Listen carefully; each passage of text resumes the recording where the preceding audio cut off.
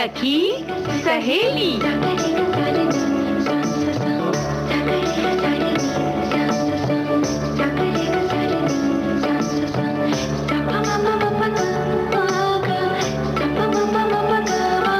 सखी सहेली।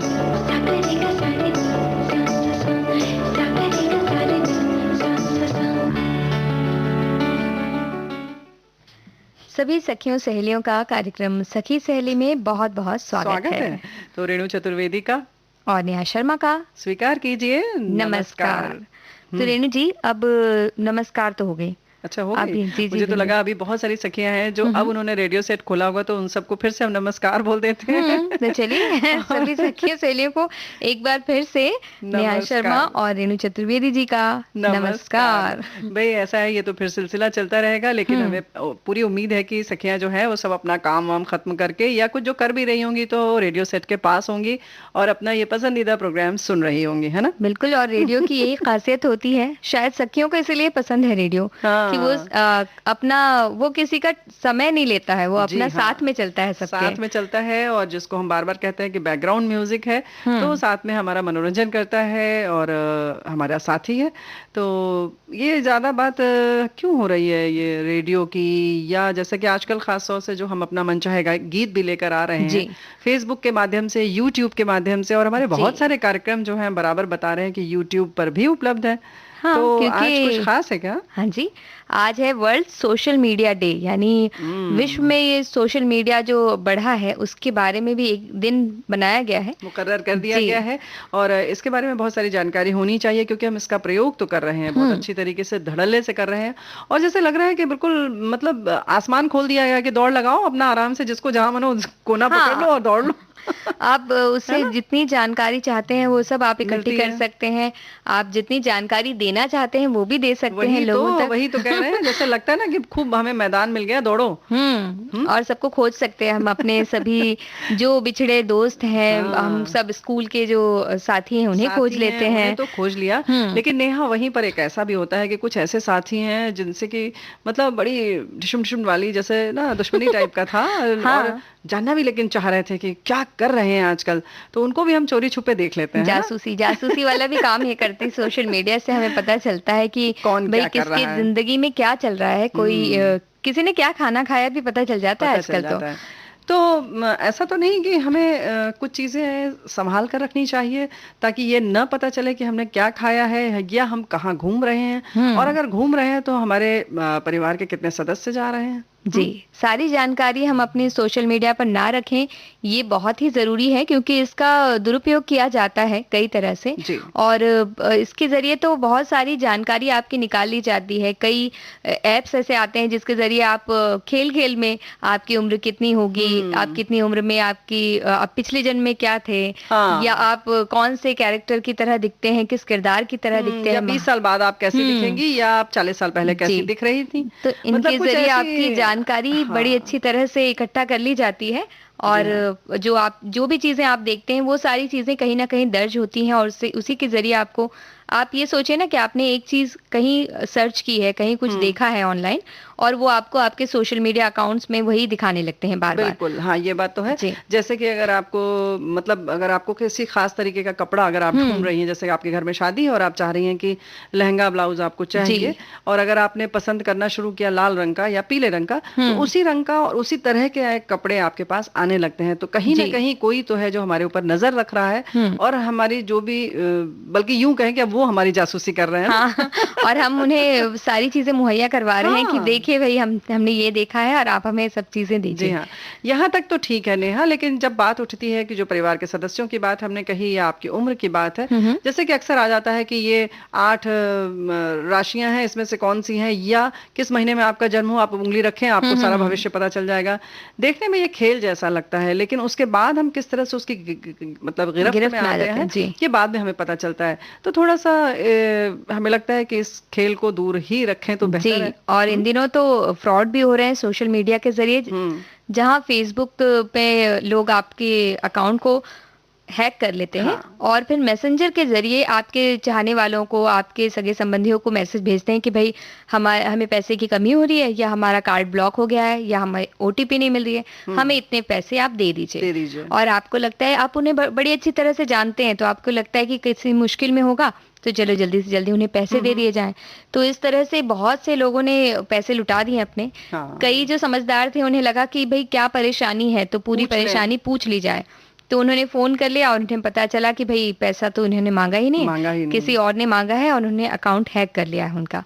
तो ये एक तरीके से हम अपनी सखियों को बता दें कि एक तरह से अकाउंट चोरी जब हो जाता है तो आपको सारे विवरण मिल जाते हैं। जैसे कि अगर नेहा का अकाउंट चोरी हो जाए तो किसी के पास या इनके परिवार के सदस्य के पास या इनके मित्र के पास नेहा के नाम से संदेश जाएगा और ऐसा लगेगा कि नेहा ही मांग कर रही है या कुछ अपनी परेशानी व्यक्त कर रही है, और फिर आप उस तरह से जाल में आ जाते हैं। तो ये जो है ये बहुत बड़ा मतलब एक जाल तरह का ही है जो आप जिसमें फंसते जाते हैं। तो आप चाहें, अगर कोई इस तरह की मांग करता है, आप सीधे उनसे फोन कर लें या आप उन्हें कह दें, किसी तरह से उनसे कांटेक्ट करें। अगर कांटेक्ट नहीं हो रहा है तो थोड़ा बचा के रखें कि आप तुरंत मदद करने के लिए उस तरह से जागरूक ना हो, मतलब एकदम लग ना जाए। हाँ, यानी कि थोड़ा सा धैर्य रखें और पहले ये आश्वस्त हो जाए कि हाँ, ये समस्या जिस ने मांगी है उसके पास है या नहीं है, उसी की समस्या है कि नहीं है, या किसी और ने तो नहीं है समस्या आपके सामने व्यक्त की है। तो इन सब चीज के लिए बात वही है कि देर आए लेकिन दुरुस्त आए, मतलब भले ही देर से आए लेकिन दुरुस्त आए। ऐसा ना करें कि आप ये दिखाने के लिए, या सच बात है कभी कभी ऐसा नहीं दिखाने के लिए नहीं, खुद लोग कुछ लोग घबरा जाते हैं। जैसे कि पहले अक्सर होता था ना कि फोन पर आता था कि आपके भाई का एक्सीडेंट हो गया, लोग भागते थे। ये कुछ उसी तरीके की चीजें हैं जिनका स्वरूप अब बदल गया है। नए जमाने की नई चीजें सब आ रही हैं। तो हमें भी बस बचने के लिए उसी तरह से नई चाल रखना है और समझ के चलना है किस तरह से हम क्या कर रहे हैं। और नेगेटिविटी जो फैलती है या कोई आपकी किसी फोटो में आपकी बुराई कर देता है तो आप उससे प्रभावित हो जाते हैं। आपको लगता है कि सच में हम ऐसे हो रहे हैं क्या, हम ऐसे लग रहे हैं क्या। तो आप खुद भी किसी के पोस्ट में या कहीं नेगेटिव कमेंट या नकारात्मकता भरी बात ना लिखें, और ना ही आप किसी ने लिखी है तो उसे दिल से ना लगाएं, या उसको ये आपके लिए अगर व्यक्तिगत तौर पर है तो सच बात है कि उसे दिल से ना लगाएं। लेकिन कहीं देश में या विदेश में कहीं कोई बहुत ऐसा कुछ हो रहा है जो कि देखने में कुछ देखने लायक नहीं है, कुछ विभत्स है, कुछ क्रूरता भरा है, या कुछ बहुत, या कह सकते हैं ना कि बड़ा करुणा भरा भी होता है, तो उसको आप बहुत ज्यादा न फैलाएं। किसी चीज का सीमित रहना ही बेहतर होता है। तो सोशल मीडिया जो हमारे सुख सुविधा के लिए है, हमारे फायदे के लिए है, सिर्फ उतना ही इस्तेमाल करें। जैसे हम पहले भी बात करते हैं कि विज्ञान है कि वरदान है कि अभिशाप है, तो इन सारी चीजों को जो वरदान है जहां तक वहीं तक उसको सीमित रखा जाए तो बेहतर है ना। हर चीज के फायदे भी हैं, नुकसान भी है, तो ये हमारे ही हाथ में है कि हम किस तरह से तो सोशल मीडिया की जब हम बात करते हैं तो नेहा हम फेसबुक की बात कर सकते हैं, ट्विटर है, इंस्टाग्राम है और व्हाट्सएप है। और अब आप देखिए ना, फेसबुक के जरिए हम अपने श्रोताओं से कितनी आसानी से जुड़ जा रहे हैं और वो लगातार वो हमें हम सवाल पूछते हैं, वो हमें जवाब देते हैं, हमें पता चलता है, ऐसा लगता है कि हम बातचीत कर रहे हैं। और इतनी जल्दी जल्दी चीजें होती है, वो भी कई जानकारी हमें देते हैं जो हम तुरंत कार्यक्रम में शामिल भी हो जाती हैं। बिल्कुल, कभी कभी इतने अच्छे सुझाव होते हैं और आजकल तो बहुत सारे विदेश से भी हमारे जो श्रोता हैं वो हमसे जुड़ रहे हैं और इतने खुश हो रहे हैं वो भी। तो श्रोताओं, सच बात है कि हमें भी उतनी ही खुशी होती है। इसके साथ साथ यूट्यूब भी है जिस पर कि आप अपनी जो प्रतिभा है उसका भी प्रदर्शन करते हैं। हमारी बहुत सारी सखियां कर रही हैं, ये बहुत अच्छी बात है। लेकिन फिर वही वाली बात है कि एक सीमा तक ही इन सब का रहना ठीक है ना। तो अभी हम एक गीत सुनवा देते हैं। अच्छा, चलिए।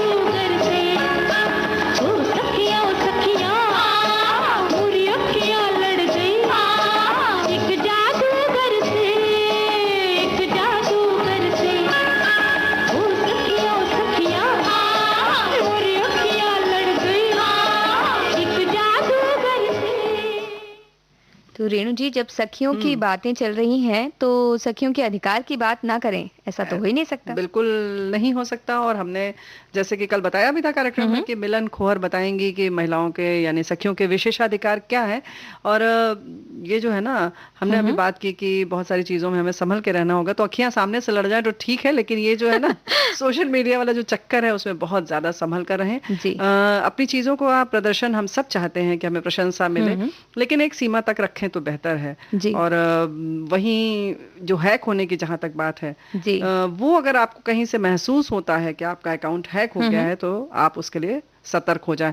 लेकिन हैक हो गया ये कैसे पता चलेगा? हैक हो गया ये इस तरह से पता चलता है कि हैक होने के बाद ज्यादातर ऐसे किया जाता है कि आपकी फ्रेंड लिस्ट में जितने भी लोग हैं, उनसे किसी ना किसी तरह से संपर्क करने की कोशिश की जाती है, या तो पैसे मांगे जाते हैं, या उनसे कोई जानकारी मांगी जाती है, या उनकी कोई जानकारी लेने की कोशिश की जाती है। अच्छा, यानी कि अगर हमारा अकाउंट हैक हुआ है तो हमें सीधे नहीं जानकारी मिलेगी, हमारे किसी मित्र से ऐसे सवाल किए जाएंगे तो उससे हमें पता चल सकता है कि भाई ऐसा फला क्यों पूछ रहा था, ऐसा? जी, ऐसा भी मतलब अगर आपसे कोई पूछ रहा है तो उसको बता दें जिसके बारे में भी ऐसी बात कर रहा है जो आमतौर पर आप नहीं करते तो ये आपके कोई बहुत ही पहचान वाला होगा या बहुत ही करीबी होगा, वो जान सकता है कि आप इस तरह की बातें कभी नहीं कर सकते हैं, तो आप इस तरह की बात करें तो कोई मुश्किल की बात है। जैसे कि हमारे एक परिचित हैं, उनको एक संदेश आया कि भाई पैसे की जरूरत है, जबकि वो परिचित जो है वो रिटायर हो चुके हैं, तो उनके पास उतनी ज्यादा पैसे नहीं जितने पैसे की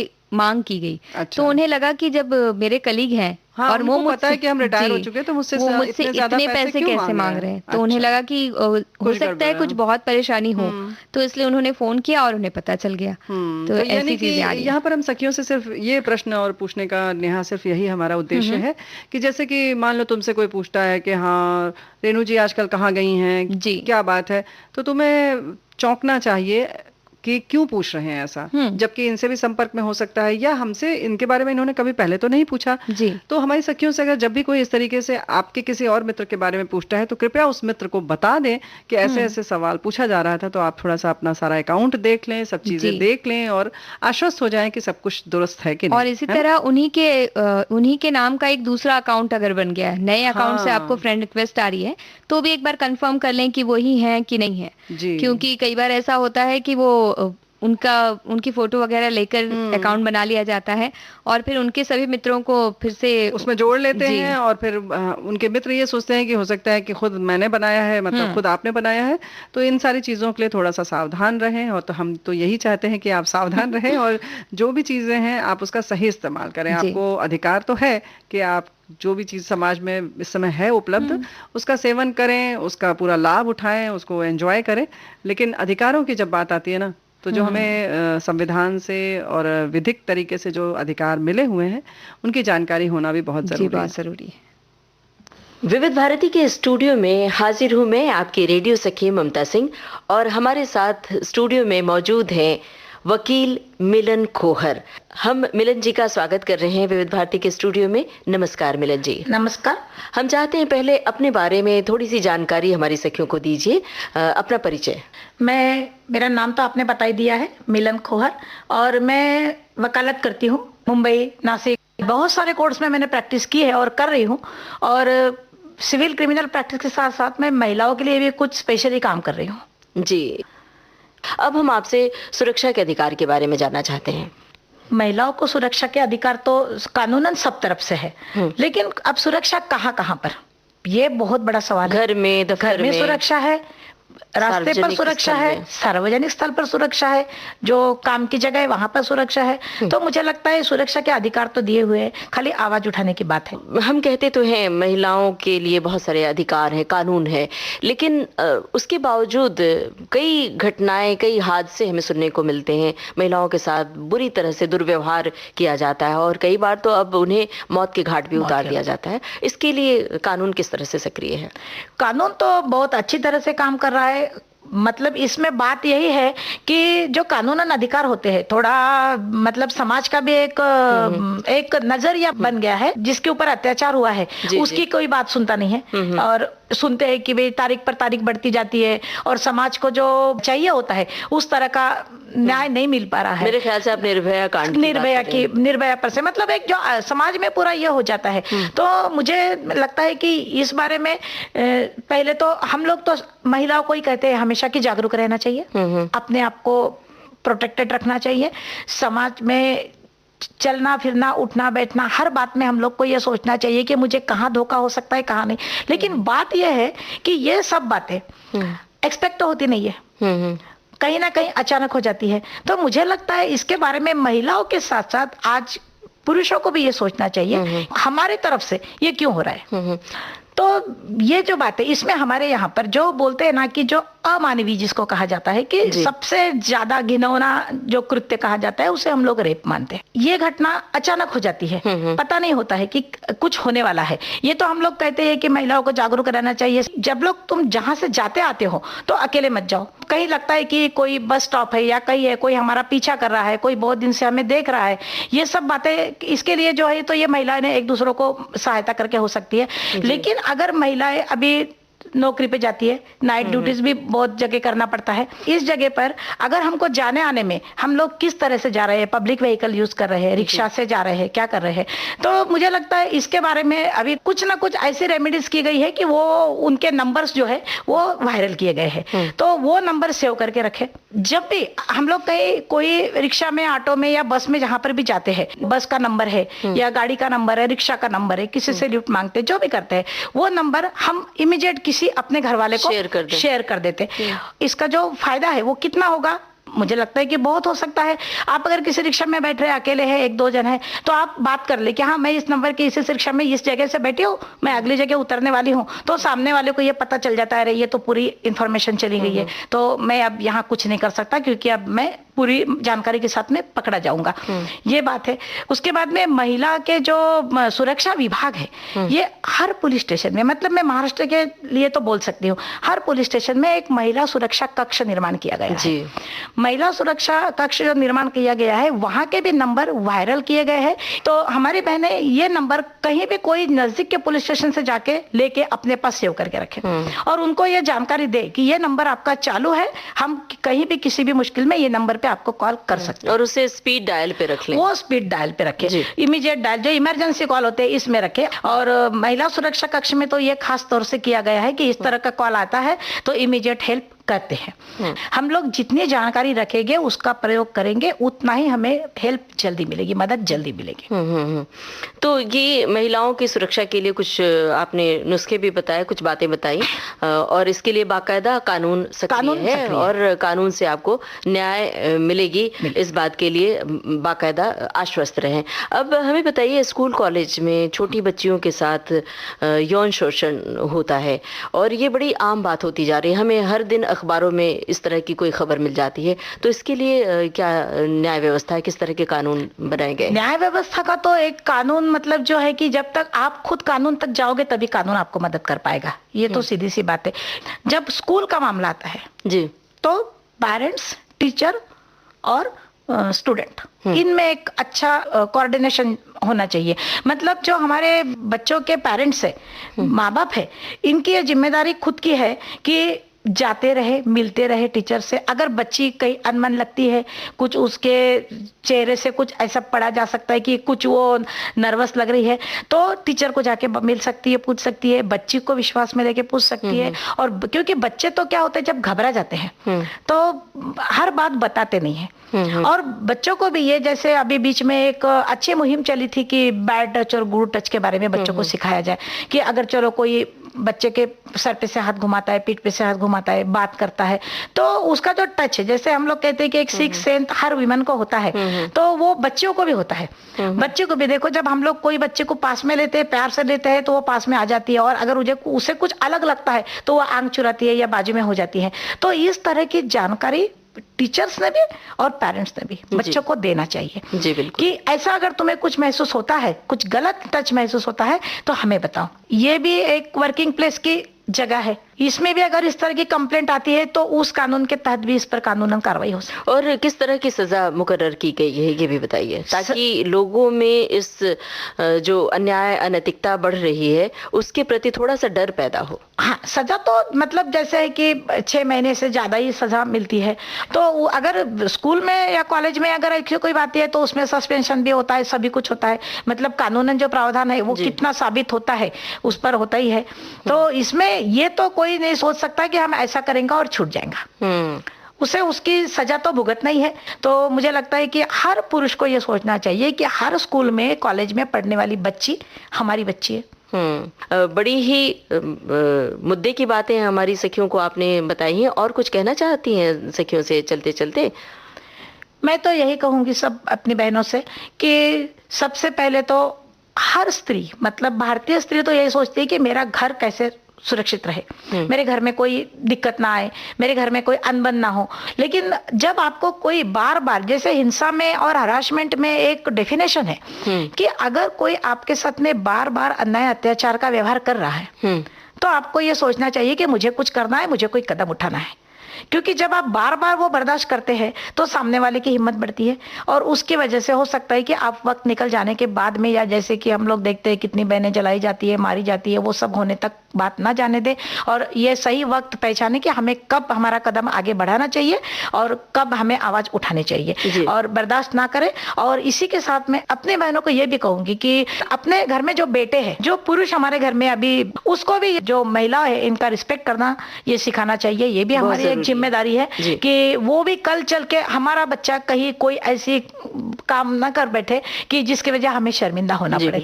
क्योंकि मैं हमेशा ये कहती हूँ कि ये जो गलतियां होती है, ये जो लड़के लोग करते हैं या जिससे भी होते हैं, ये तो कोई बाहर से आए हुए नहीं है, ये हमारे ही घर में के बच्चे हैं। बाकी बातों का जो अटैक हो रहा है वो ज्यादा हो रहा है और घर में उनके साथ में जो कम्युनिकेशन या संवाद हम लोग कह सकते हैं वो कम हो रहा है। तो उन्हें ये सब बातों की जानकारी देना चाहिए, बेटा ये ऐसा नहीं होना चाहिए और तुम इस भाग का कभी हिस्सा नहीं बनोगे तो मुझे लगता है कि अगला आने वाला समाज कुछ तो सही रहेगा। शिष्टाचार की शिक्षा बचपन से दी जानी चाहिए और ये बात महिला का रिस्पेक्ट करना सिखाना चाहिए जी, कि महिला हो चाहे लड़की हो, छोटी बच्ची हो, उसका सम्मान करें तो आप खुद सम्मानित होंगे, क्योंकि सम्मान देने वाला हमेशा सम्मान पाने वाले से बड़ा हो जाता है। मिलन जी, बड़ी मुद्दे की बातें और बहुत उम्दा बातें आपने हमारी सखियों को बताई, आपका हम बहुत बहुत शुक्रिया अदा कर रहे हैं। चलने से पहले बताइए आपकी पसंद का कोई गाना हम सुनवाएं, कौन सा गाना? मुझे साहिर साहब का सब बहुत कुछ पसंद है। उन्होंने जो लिखा है, औरत ने जन्म दिया मर्दों को।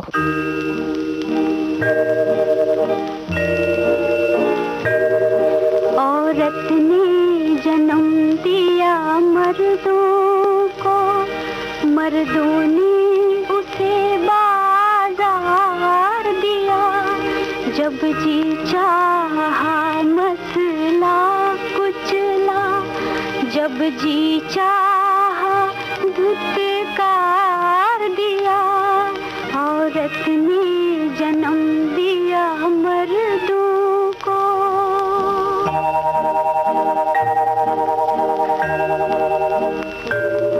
तुलती है कहीं दीनारों में, बिकती है कहीं बाजारों में, नंगी नचवाई जाती है अय्याशों के दरबारों में। ये वो बेइज्जत चीज है जो बट जाती है इज्जतदारों में, औरत ने जन्म दिया मर्दों को।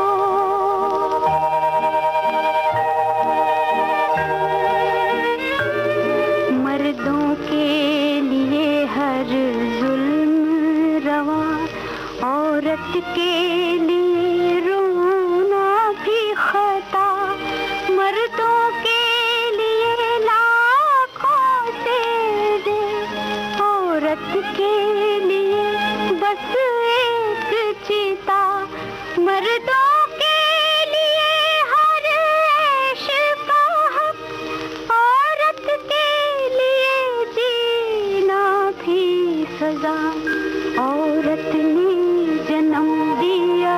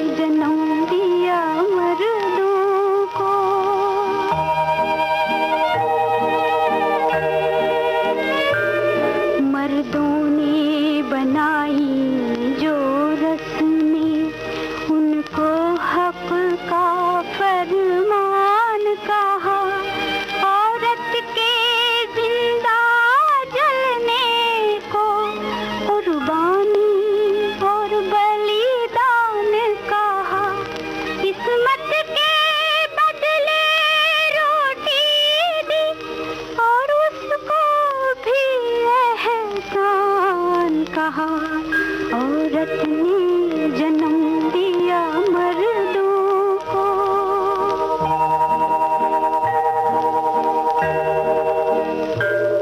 संसार की हर एक बेशर्मी गुर्बत की गोद में पलती है, चकनोही में आकर रुकती है, फाकों से जो राह निकलती है।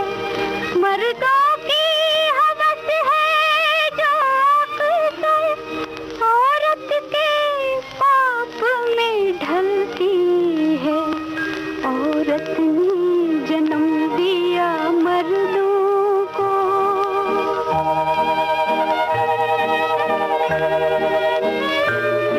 औरत संसार की किस्मत है, फिर भी तकदीर की हेती है, अवतार पैगंबर जनती है, फिर भी शैतान की बेटी है।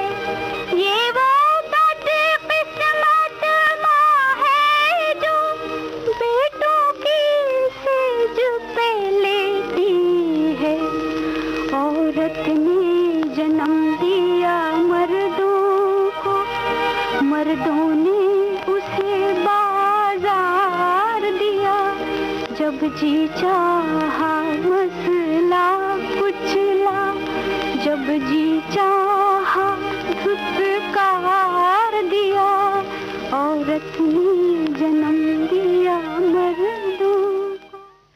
तो रेणु जी, मिलन खोहर जी ने बड़ी अच्छी तरह से महिलाओं के अधिकारों के बारे में बात की, और हमारी सखियों को तो बहुत जानकारी मिल गई है इसके बारे में। बिल्कुल मिल गई है, और आज हम करियर के बारे में भी जो नई जानकारी लेकर हाजिर हैं वो भी हम सखियों को बताएंगे, यानी प्रूफ रीडिंग किस तरह से की जाती है और उसमें क्या क्या खासियत है और क्या क्या हमारे में कौशल होना चाहिए, किन किन चीज़ों की हमें जानकारी होनी चाहिए ताकि हम इस व्यवसाय में अपने आप को प्रमाणित कर सकें। हैं तो इसके बारे में तो बात करेंगे, लेकिन करेंगे। अच्छा, जी हमने सोचा शुरू कर दी हमने तो लेकिन हाँ, बहुत सारी और भी चीज़ें हैं, जैसे कि अगर हम बात करें तो आजकल हम जैसे बार बार कह रहे हैं कि पर्यावरण बहुत खुशनुमा हो गया है और प्रदूषण काफ़ी कम हो गया है, लेकिन वहीं ध्वनि प्रदूषण की जब हम बात करते हैं तो हम बराबर देखते हैं कि आवाज़ धीरे धीरे हम सब बहुत ऊंची आवाज़ में बात करने लगे हैं और उतना ही ऊंचा सुनने भी लगे हैं। हाँ, क्योंकि ऊंची आवाज में बात करते हैं तो इसकी वजह से हमारे कान के जो पर्दे हैं वो भी काम उतनी जो वो बड़ी संवेदनशीलता से काम करते हैं, वो भी उनकी संवेदनशीलता भी धीरे धीरे कम होती जा रही है। बहुत तेज आवाज होती है, ऊंची आवाज होती है, यानी कि आवाज का स्वर ऊंचा होता है तभी हमें सुनाई देता है। और वैसे भी जो डेसिबल में गिना इसकी जो होती है ना पैमाइश जो है वो इसमें होती है, तो 0 से 25 डेसिबल तक तो ठीक रहता है, शांत माना जाता है, और सुनने के लिए 20 से 40 तक ठीक रहता है, लेकिन 80 के बाद अगर होता है तो हमारे लिए बहुत ही भयावह हो जाता है। तो इस तरह से हम और इन दिनों तो अब क्योंकि लॉकडाउन कई जगह खत्म हो गया है तो गाड़ियां निकल रही हैं, और गाड़ियां निकल रही हैं एक साथ इतनी कि ट्रैफिक जाम हो रहा है, और वहां बैठकर हम हॉर्न बजाते हैं और जब ट्रैफिक जाम होता है तो खास तौर से। और बात यही है कि जब इन सब चीज़ के लिए क्योंकि हमारे स्वास्थ्य पर इसका बहुत बुरा असर पड़ता है। ऐसा नहीं कि सिर्फ हम ऊंचा सुनने लगते हैं तो हम सोचेंगे कि ठीक है हम ऊंचा सुन रहे हैं कोई बात नहीं, उसके साथ साथ हमें बहुत अनिद्रा हो जाती है, यानी नींद नहीं आती है, दिल घबराने लगता है, बेचैन होने लगता है। एड्रेनल एक जो हार्मोन सिक्रीज होता है, उसकी वजह से धीरे धीरे फैट हमारे उसमें लिपिड वगैरह जो है वो होने लगता है, हमारे शरीर में जमने लगता है, और इस तरह से हमारी बहुत सारी और भी समस्याएं शुरू हो जाती हैं। तो ऐसा नहीं है कि सिर्फ वहीं तक हमारा ये सीमित रहता है, वहीं हमारा जो मेटाबॉलिज्म बहुत खराब हो जाता है, तो पाचन शक्ति भी हमारी क्षीण होने लगती है। मतलब एक चीज के बड़े नुकसान है हमें, और इसलिए हमें बड़ी आराम से बात करें, आराम से रहें। और ध्वनि प्रदूषण, जहाँ भी अगर ट्रैफिक जाम है तो आपके हॉर्न बजाने से तो कोई भी गाड़ी आगे बढ़ नहीं सकती है। बिल्कुल। वो जब धीरे धीरे रास्ता निकलेगा, क्योंकि इन दिनों थोड़ी जांच हो रही है, तो इसलिए बहुत इंतजार के साथ ही आप आगे बढ़ सकते हैं। धैर्य रखना सीख जाएंगे हम। धैर्य रखना सीखना ही चाहिए। और जैसे कि हम बार बार अभी हमने कहा कि जो एक हमारे हार्मोन सिक्रीज होता है, निकलता है, एड्रेनल हार्मोन्स, इसकी वजह से जब हमारे शरीर में कोलेस्ट्रॉल बढ़ जाता है धमनियों में, तो उसके साथ साथ प्रजनन की क्षमता भी कम हो जाती है। तो इन सारी चीज़ों का भी ख्याल रखना बहुत ज़रूरी है, क्योंकि आजकल हम अक्सर देखते हैं कि बहुत सारे जो माता पिता हैं, जो शादीशुदा बच्चे हैं, उनके बच्चे नहीं होते हैं। तो कुछ ऐसा तो नहीं कि ये कारण है। तो इन सारी चीज़ें को सोचते हुए हमें अलर्ट रहना चाहिए, सावधान रहना चाहिए और एहतियात रखना चाहिए कि हम इनसे बचें। ये तो तुमने सड़क की बात कही नेहा, कि हम हॉर्न कम बजाएं, कोशिश करें कि न बजाएं। कभी कभी तो ऐसे सामने वाले को हॉर्न देते हैं जैसे लगता है हम हॉर्न देंगे और घर का बच्चा है वो किनारे हो जाएगा, अगर जबकि वो उसके हटने की संभावना नहीं है। कभी कभी तो लगता है भाई उसके ऊपर से आप नहीं जा सकते, उसके पास जगह ही नहीं है किनारे होने की, तो आपको जगह कैसे देगा? जगह कैसे देगा? तो आप उसके ऊपर से तो जा नहीं सकते, तो आप धैर्य से बैठे रहिए। वही नेहा, जब हम घर की बात करते हैं तो घर में भी किस तरह से धीरे धीरे हमारे खुद बात करने का जो है वॉल्यूम जो है वो बढ़ता जाता है, स्वर ऊंचा होता जाता है, क्योंकि कभी कभी क्या अक्सर टेलीविजन चलता रहता है तेज आवाज में। हाँ। जी। तो आप घर में भी जब बैठे हैं तो आप देखिए कि टेलीविजन का वॉल्यूम कितना है। ऐसा तो नहीं कि, क्योंकि क्या होता है कि एक सीमा के बाद हमें वो चीज सामान्य लगने लगती है जी, है ना, वो हमारी आदत में शामिल हो जाती है। साथ ही हम जब हेडफोन लगाकर भी अगर हम संगीत सुन रहे हैं तो उसका भी पूरा वॉल्यूम रख के ना सुने, क्योंकि वो भी आपके कान पर असर डालता है। बिल्कुल डालता है। तो जैसे कि क्या होता है ना कि हम आदी जैसे हो जाते हैं किसी चीज के लिए, तो ऐसा ही जैसे कि आप किसी कमरे में प्रवेश करती हैं तो बाहर से जब कोई आता है तो उसको लगता है कुछ महक रहा है या कुछ खुशबू है या फूल है, लेकिन अगर आप बहुत देर तक बैठे हैं तो वहां उसका एहसास आपको खत्म हो जाता है, क्योंकि आप उसके अभ्यस्त हो जाते हैं। तो वैसे ही टेलीविजन देखने में भी एक स्वर जो है अचानक से, रोज आप आदी नहीं है उसके, लेकिन आज बढ़ गया धीरे धीरे वॉल्यूम, ध्यान ही नहीं है किसी का, तो आप धीरे धीरे वो बढ़ता जाता है। और अगर हम शांति से जब सुबह सुबह उठते हैं तो मन शांत क्यों होता है? क्योंकि पूरी हर जगह शांति होती है, हल्ला गुल्ला नहीं होता, सब सोए होते हैं। जी हाँ। हॉर्न उतना नहीं बजता रहता है। साथ ही वो छोटी चिड़िया आके बीच में मीठी मीठी आवाज में चहकती है, हल्की हल्की आवाज में, तो वो भी बड़ी अच्छी लगती है, बहुत प्यारी लगती है। और उस समय हमारे घर में टेलीविजन जैसी कोई उपकरण भी नहीं चल रहे होते हैं। तो मतलब ये सारी चीजें, यही कहना हम चाहते हैं कि जो घर में हमारे जो काम होता है, किसी चीज को रखना उठाना, हम जब चलते हैं तो थोड़ा सा ध्यान रखें कि कहीं बहुत आवाज तो नहीं कर रहे हैं। दरवाजा हम बंद करते हैं तो कहीं ऐसा तो नहीं कि धाड़ से आवाज आई, पटक कर अगर हमने किया तो वो बाद में दीवारों पर असर आता है। दरवाजा भी धीरे धीरे क्रैक होता है, तो आपकी चीजें भी नुकसान हो रही है, उनके भी नुकसान हो रहा है, आपका अपना भी नुकसान हो रहा है, शरीर का भी नुकसान हो रहा है, साथ ही साथ प्रकृति का भी नुकसान हो रहा है। और सिर्फ आपका नुकसान नहीं हो रहा है, घर में सदस्य जो है वो या पूरे वातावरण को हम अशुद्ध कर रहे हैं, यानी प्रदूषित कर रहे हैं। तो ये जो ध्वनि प्रदूषण की बात हम सिर्फ इसीलिए कर रहे हैं कि अपना भी ख्याल रखें, समाज का ख्याल रखें। समाज के प्रति हमारी बहुत जिम्मेदारियां हैं, उसी में से एक ये भी है कि हम ध्वनि प्रदूषण पर नियंत्रण रखने की कोशिश करें। तो एक मीठा सा गीत तो सुनना बनता है ना।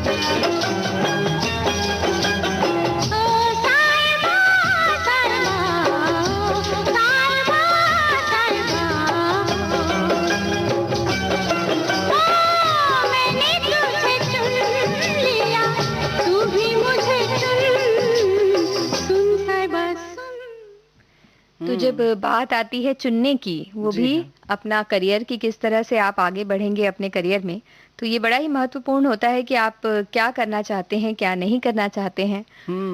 क्या करना चाहते हैं के साथ साथ आप में खुद क्या प्रतिभा है, ये भी बहुत महत्वपूर्ण है ना। जी, ऐसा ना हो कि हमारे अंदर जो प्रतिभा है हम उसे छुपा दें और उसकी जगह दूसरी जगह चले जाएं जहाँ के लिए हम उतने परफेक्ट नहीं है, और बल्कि उसके लिए हमें मतलब अगर हमें यहाँ पे 10% देने में कुछ अच्छा कर सकते हैं, तो वहाँ हमें हो सकता है कि 70-80% ज्यादा मेहनत करनी पड़े। तो बेहतर यही है कि जिसमें जो आप में प्रतिभा है उसी दिशा में सोचे तो बेहतर है। जैसे कि कुछ लोग लिखने पढ़ने में बहुत अच्छे होते हैं। बिल्कुल, और लिखने पढ़ने में अच्छे होते हैं। लिखने के लिए तो बहुत सारी चीजें काम करती हैं, लेकिन आज हम जो बात करने वाले हैं वो है पढ़ने की।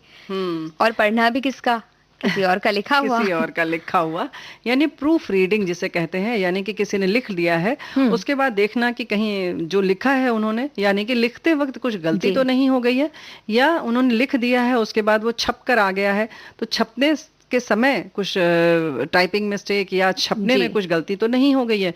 ये सारी चीजों को देखना बहुत बड़ा काम है। क्योंकि जो भी कहा जाता है कि जो भी छपा हुआ रहता है, चाहे समाचार पत्र हो चाहे किताबें हो, उनसे भाषा बड़ी अच्छी तरह से सीखी जा सकती है। और जो कहते हैं कि जो छपा हुआ रहता है वो एक तरह से रिकॉर्ड बन जाता है, वो दर्ज हो जाता है और हमारे पास वो बहुत सालों साल तक रखा रहता है। जैसे अगर हम बोल रहे हैं अभी, तो ये सारी चीजें कहीं दर्ज नहीं है, लेकिन जब लिखा हुआ है तो वो दर्ज हो जाता है, तो उसका सही रहना बहुत जरूरी है।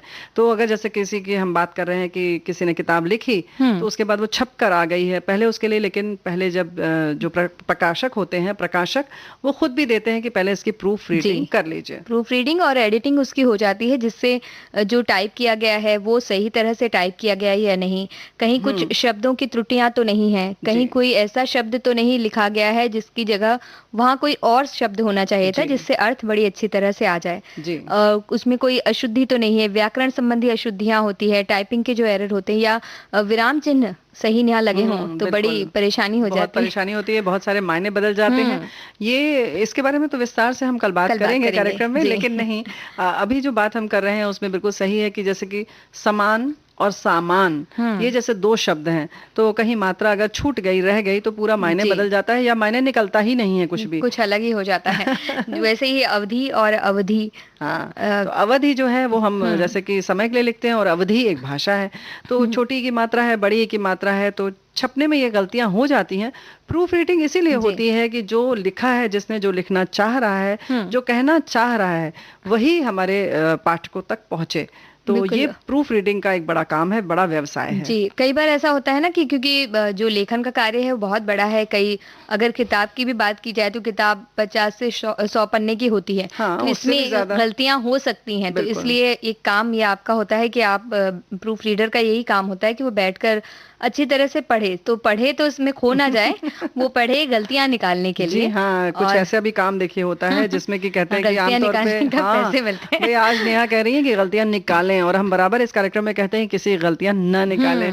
तो ये ऐसा व्यवसाय है जिसमें गलती निकालना ही आपका कार्य है। जी, तो जो भी गलतियां हैं उन्हें निकाल कर आपको बताना होता है, और फिर वो सुधार ली जाती हैं, ताकि जो फाइनल चीज है, जो मेन जो भी किताब अगर छप के आई या कोई लेख है वो आए, तो वो पूरी तरह से शुद्ध हो और सारी चीजें उसी तरह से सामने पहुंचे जिस विचार या जिस भावना के साथ वो लिखी गई है। और ये सिर्फ यहाँ पर केवल लिखने की बात नहीं है, समाचार पत्र, पत्रिकाएं, या कि कहीं लेख या कोई पुस्तक, कहानी, उपन्यास, कुछ भी हो सकता है, कविताएं हो सकती हैं। लेकिन वहीं इसके साथ साथ आजकल तो और भी बहुत काम है, जैसे कि फिल्में आती हैं या धारावाहिक आते हैं, उसमें डबिंग होती है, और वहाँ जो नीचे सबटाइटल्स आते हैं उनकी भी प्रूफ रीडिंग होती है। हाँ, और अगर वहाँ, क्योंकि अलग अलग भाषाओं में होते हैं, कई बार ऐसा होता है कि आप किसी दूसरी भाषा की फिल्म देख रहे हैं और उसके नीचे जो सबटाइटल लिख के आ रहा है, हिंदी में लिख के आ रहा है या इंग्लिश में लिख कर आ रहा है, तो इससे आप समझते हैं फिल्म में किस तरह से डायलॉग चल रहे हैं। अगर वही गलती हो तो आप कुछ का कुछ समझ जाएंगे, हर कहानी बदल जाएगी हमारे लिए। जी हाँ, तो ये सारी चीजें, मतलब ये हम बताना चाह रहे हैं कि यहाँ पर भी इसकी संभावना है, और यहाँ पर भी प्रूफ रीडर्स को अपॉइंट किया जाता है, उनको पैसे दिए जाते हैं और उनसे काम करवाया जाता है। साथ ही अब ये काम ऐसा है कि आप घर बैठे कर सकते हैं, तो कई जगह होते पर तो अपॉइंट किया जाता है, आपको ऑफिस में जाकर भी काम करना पड़ता है, और कई जगह ऐसा होता है कि आप एक प्रोजेक्ट लेकर उसे घर पर आप पूरी तरह से पूरा कर लीजिए और आप उसे भेज सकते हैं। ऑनलाइन सारे काम हो जाते हैं। तो ऑनलाइन करने के लिए ये बहुत अच्छा मौका है। आप जैसे कि इस वक्त घर में हैं, घर में बैठकर आराम से करिए, लेकिन हाँ, उसमें भी अनुशासन की बहुत जरूरत होती है, लेकिन घर में रहकर ये काम बहुत आसानी से किया जा सकता है। कई तरह के पब्लिकेशन हाउस हैं जो प्रूफ रीडर के लिए समय समय पर वैकेंसीज निकालते हैं कि उन्हें प्रूफ रीडर की जरूरत है, तो आप वहां उस वक्त अप्लाई कर सकते हैं उन्हें। और इसके साथ ही कई ऑनलाइन वेबसाइट होती हैं जो अपने जो भी लेख या जो भी विवरण सामग्री जो भी डालती हैं उससे पहले वो पढ़वाना और जांच कर ले कोई ये चाहते हैं। हाँ, तो वो काम भी जो समाचार पत्र पत्रिकाएं या जो भी कोई लेख है, आलेख है, वो ऑनलाइन भी आपको दे सकते हैं। और कुछ चीजें जो आप ऑनलाइन पढ़ते हैं या बहुत सारी पुस्तकें जो उपलब्ध हैं ऑनलाइन वेबसाइट पर उपलब्ध हैं, उनकी भी प्रूफ रीडिंग करवाई जाती है। ऐसा नहीं है कि वो जो आती हैं वो गलत है, उनके लिए भी प्रूफ रीडर्स की जरूरत पड़ती है, यानी कि उसको देखे, सही करे। इसके लिए अब आवश्यकता यह है जानने की कि क्या क्या हमें आना चाहिए। सबसे पहले तो हमें गलतियां पकड़ने की जो आदत है वो हमारे अंदर होनी चाहिए।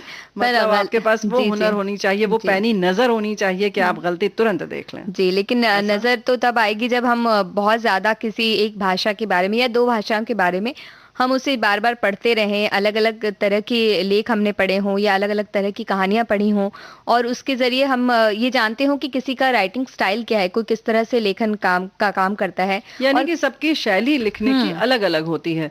तो आप जिसका लिखने मतलब रीडिंग करने जा रही हैं, दुरुस्त करने जा रही हैं या करने जा रहे हैं, तो आपको देखना होगा कि उसकी शैली क्या है।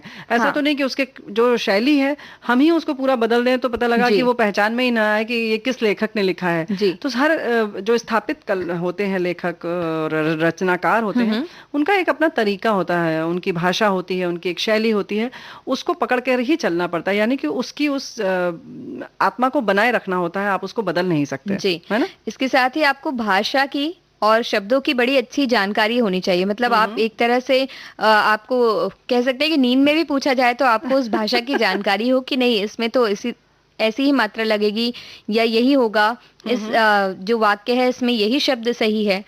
क्योंकि कई शब्द कई पर्यायवाची होते हैं एक शब्दों के, तो जरूरी नहीं है कि एक ही शब्द हर जगह काम में आ सके। तो उसके लिए आपको पता होना चाहिए कि कहाँ कौन सा शब्द आएगा। ये तो बड़ा मुश्किल है। हमें लगता है बीच में एक छोटा सा ब्रेक हम लोग ले लें, गीत संगीत, और इसके लिए कौन कौन से पर्यायवाची हैं इसके लिए यही आप सुनवा देते हैं। अच्छा ठीक है, तो फिर हमारे श्रोता तय करेंगे। जी।